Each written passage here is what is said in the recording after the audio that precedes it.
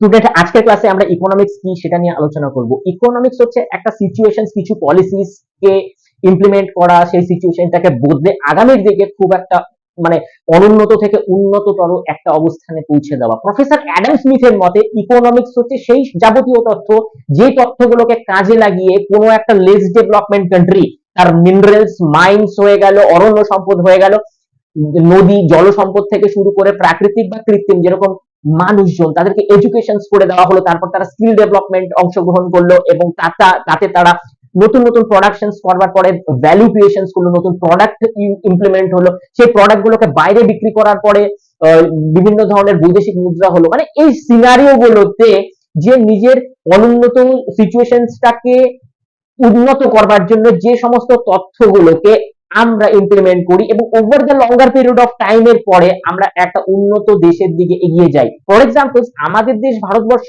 After independence এতটা উন্নত ছিল না।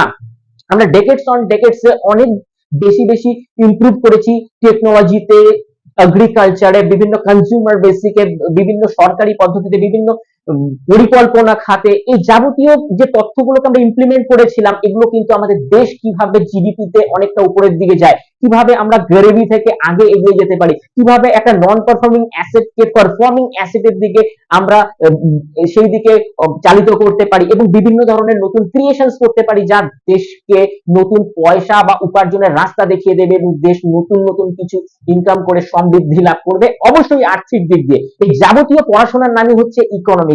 তাই প্রফেসর অ্যাডাম স্মিথ আমাদের এই তথ্যগুলোকে যা ইমপ্লিমেন্ট করে একটা অনুন্নত দেশকে উন্নত দেশে আমরা দেখতে পারি, কনভার্ট করতে পারি, এই তথ্যগুলোকে ইকোনমিক্স বলেছেন। বাকি ডিটেইলস ভিডিও আমরা প্লেলিস্টে করে রেখেছি, যাও দেখে নাও।